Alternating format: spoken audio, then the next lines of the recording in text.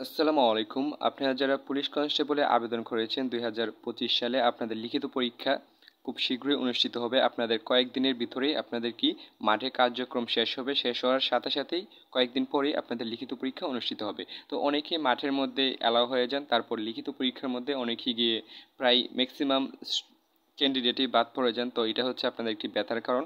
তো এখন থেকে যদি লিখিত পরীক্ষার প্রিপারেশন নেওয়া শুরু করেন, ইনশাল্লাহ আপনারা ভালো কিছু আশা করতে পারেন। তো দেখেন, আমি এইখানে একটি ম্যাথ নিয়ে হাজির হলাম, যে ম্যাথটি পুলিশ কনস্টেবল লিখিত পরীক্ষায় ২০২২ সালে এই ম্যাথটি এসেছিল। তো বিগত সালের ম্যাথগুলো আপনার জন্য খুবই ইম্পর্টেন্ট। একটু গুরুত্ব সহকারে এই ম্যাথগুলো সলভ করার চেষ্টা করবেন। তো এখানে লক্ষ্য করেন, এই ম্যাথটি সমাধান করার পূর্বে আপনাদেরকে একটি বার্তা দিচ্ছি, সেটা হচ্ছে আপনারা যারা লিখিত পরীক্ষার জন্য চূড়ান্ত সাজেশন পেতে চান, তো আমার কাছ থেকে নিতে পারেন। তো সাজেশনটি প্রায় ১৫০ পেজের। এখানে বাংলা, ইংরেজি, গণিত এবং সাধারণ জ্ঞান সহ এখানে বাইবারও চূড়ান্ত সাজেশন এইখানে সুন্দরভাবে সাজানো রয়েছে। তো বিগত সালের প্রশ্নগুলোও এখানে রয়েছে। ২০০৫ সাল থেকে ২০২৪ সাল পর্যন্ত যে প্রশ্নগুলো রয়েছে সবগুলো এখানে সাজানো রয়েছে। তো আপনারা যারা নিতে চান অবশ্যই এই নাম্বারে যোগাযোগ করবেন। এই নাম্বারে হোয়াটসঅ্যাপ রয়েছে, হোয়াটসঅ্যাপে আপনারা নক দিবেন। আর এই নাম্বারেই বিকাশ রয়েছে, বিকাশে মাত্র ৫০ টাকা পেমেন্ট করে। তো পিডিএফটি আমি সবার কথা বিবেচনা করে মাত্র ৫০ টাকায় আপনাদেরকে দেওয়ার চেষ্টা করতেছি। তো যারা পিডিএফটি নিতে চান অবশ্যই এই নাম্বারে মাত্র ৫০ টাকা বিকাশে পেমেন্ট করে আপনারা এই নাম্বারে হোয়াটসঅ্যাপ রয়েছে, হোয়াটসঅ্যাপে আপনারা নক দিবেন, ইনশাল্লাহ পিডিএফটি পেয়ে যাবেন। তো সাজেশনটি যারা সংগ্রহ করতে চান অবশ্যই এই নাম্বারে যোগাযোগ করবেন। তো চলেন আমরা কথা না বাড়িয়ে ম্যাথটি সমাধান করার চেষ্টা করি। তো দেখেন, এইখানে আমাদেরকে বলা হয়েছে হৃদয়ের মাসিক আয় ৪,২০০ টাকা এবং ব্যয় ২,৯৪০ টাকা। তার ব্যয় শতকরা কত টাকা? তো দেখেন, ম্যাথটি কিন্তু খুবই সিম্পল। তো এইখানে যদি আমরা ম্যাথটি বুঝতে পারি তাহলে ম্যাথটি খুবই সিম্পল, যে ম্যাথটি ২০২২ সালে পুলিশ কনস্টেবল লিখিত পরীক্ষায় এসেছিল। তো দেখেন, এইখানে আমাদেরকে বলা হয়েছে যে হৃদয়ের মাসিক আয় হচ্ছে কত টাকা? ৪২০০ টাকা। তো তার ব্যয় হচ্ছে কত টাকা? ২,৯৪০ টাকা। তো এইখানে বলা হচ্ছে যে তার ব্যয় শতকরা কত টাকা, মানে হচ্ছে দেখেন ৪,২০০ টাকায় ব্যয় হয় কত টাকা?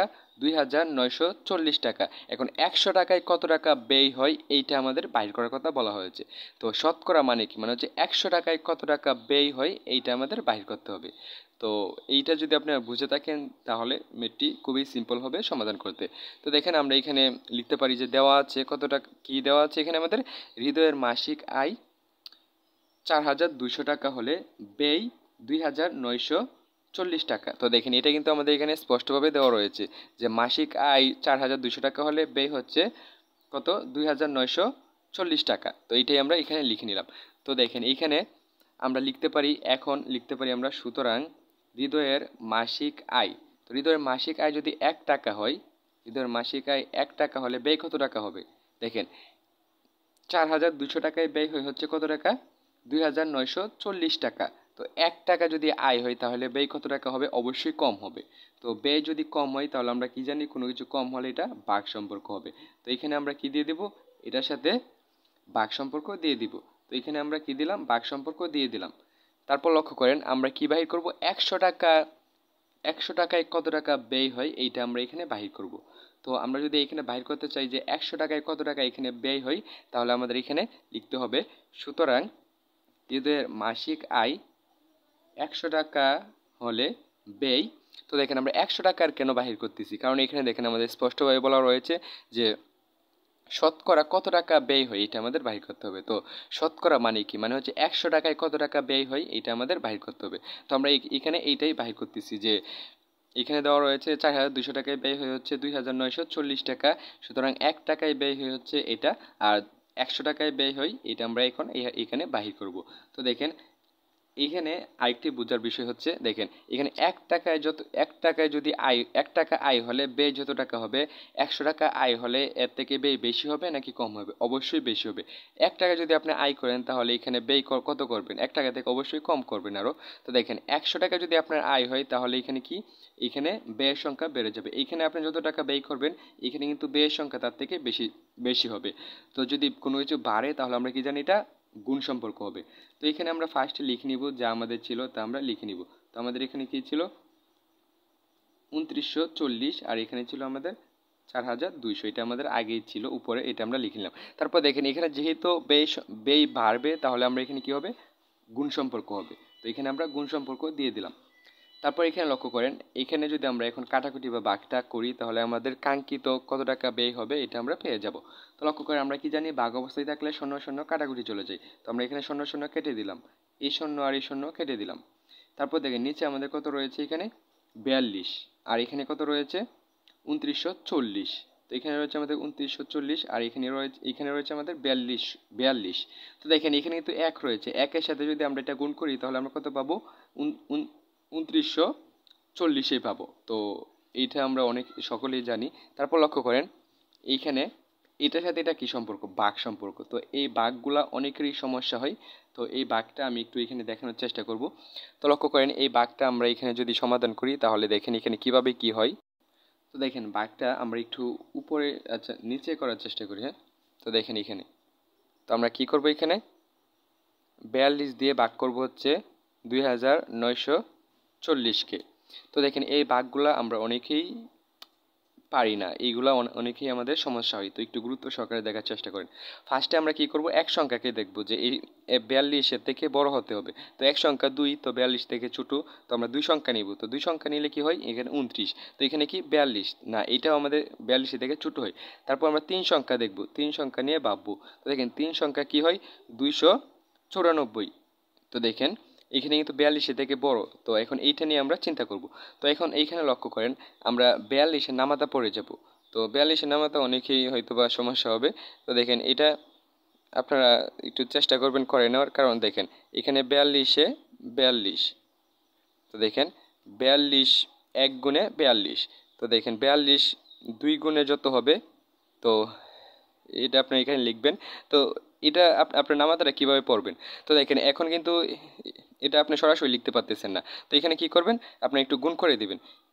কেমনে গুণ করবেন, দেখেন আপনার 42-কে 2 দিয়ে গুণ করে দিবেন, তাহলে যেটা আপনার এখানে গুণফল পাবেন এটা এখানে বসিয়ে দিবেন। তারপর দেখেন আমরা এখানে 42 3 দিয়ে 42 3 গুণ যত হবে এখানে বসাবেন। তারপর 42 4 গুণ যত হবে এখানে আপনারা বসাবেন। তারপর এখানে দেখেন 42 5 গুণ যত হবে আপনারা এখানে বসাবেন। তারপর 42 6 গুণ যত হবে আপনারা এখানে এটা বসাবেন। তারপর 42 7 গুণ, তো এইটা কিন্তু আমি কি করতেছি, 42-এর নামাতা পড়ে যাচ্ছি। তো 42-এর নামাতা পড়ে যাবেন। তারপর দেখবেন যে যেটা এখানে যে সংখ্যাটা এটার কাছাকাছি হবে, এটার উপরে যাওয়া যাবে না। এই যে এখানে 294 রয়েছে, এটার উপরে যাওয়া যাবে না, এটার নিচে থাকতে হবে একটু, নয়তো এটা হতে হবে, সরাসরি এটা হতে হবে। তো দেখেন আমরা যদি এখানে 42 7 গুণ করি, তাহলে 42 7 গুণে আমরা কত পেয়ে যাব, এখানে 294 পেয়ে যাব। তো দেখেন এখানে আপনারা কি করবেন, আমি যে নিয়মটা দেখালাম এভাবে গুণ করে গুণফল যা পাবেন, এখানে 42 3 দিয়ে গুণফল যা পাবেন এখানে বসাবেন, 42 4 দিয়ে গুণফল যা পাবেন এখানে বসাবেন। এইভাবে আপনারা এই এই নামাতাটা লিখে আস্তে আস্তে এখানে 7 পর্যন্ত আসার পর আপনারা কি পেয়ে যাবেন, আপনার এখানে 294 পেয়ে যাবেন। তো আমরা কি পেলাম, 42 7 গুণে 294। তো আমরা এখানে 294 বসাবো। বসানোর পর আমরা এখানে কত পেলাম, 7 দিয়ে গুণ করে পেলাম। তো দেখেন আমরা এখানে 7 বসালাম। তারপর এখানে আমাদের অবশিষ্ট কত থাকে, শূন্য। তো শূন্য সরাসরি আমরা এখানে বসিয়ে দিতে পারি। তো আমরা এখানে দেখেন কাঙ্ক্ষিত আমরা ভাগফল পেয়ে গেলাম। তো আমরা ভাগফল কত পেলাম, ভাগফল পেলাম হচ্ছে আমরা 70। ভাগফল আমরা পেলাম হচ্ছে 70। তো এইখানে আমরা এখন কি লিখতে পারি, 70%।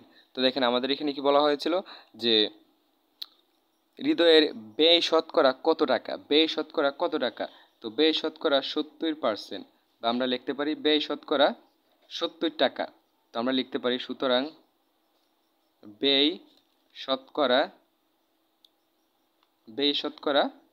70 টাকা। তো এটা আমরা এখানে লিখে দিতে পারি। তো এটাই হচ্ছে আমাদের কাঙ্ক্ষিত আনসার। তো এইটা হচ্ছে বাইরের কাজ, আমি আপনাদের বোঝানোর জন্য এখানে এটা কি করলাম, এটা এখানে দেখালাম। তো এই বাঘগুলো আপনাদের অনেকে সমস্যা হয়। তো আমরা এখানে কি করলাম, এখানে করলাম হচ্ছে জাস্ট 42 নামাতা পরে আসলাম, যেটা মিলে গেছে এটাই আমরা এখানে লিখে দিলাম। তো অনেক সময় আছে এখানে মিলবে না, অবশ্য বড় হয়ে যাবে অথবা একটু ছোট থাকবে। তো আমরা ছোটটা এখানে নিব। তারপর আশা করি এরকম ম্যাথ আসলে আমি আরও ভালোভাবে বোঝানোর চেষ্টা করব। তো আশা করি আপনারা এই ম্যাথটি বুঝতে পেরেছেন। এখানে শতকরা 70 টাকা কি হয় ব্যয় হবে। তো আশা করি আপনারা ম্যাথটি বুঝতে পেরেছেন। এরকম ইম্পর্টেন্ট ম্যাথগুলো পেতে চ্যানেলটি সাবস্ক্রাইব করে পাশে থাকা বেল আইকনটি বাজিয়ে রাখবেন। আসসালামু আলাইকুম প্রিয় চাকরি প্রত্যাশী ভাই ও বোনেরা।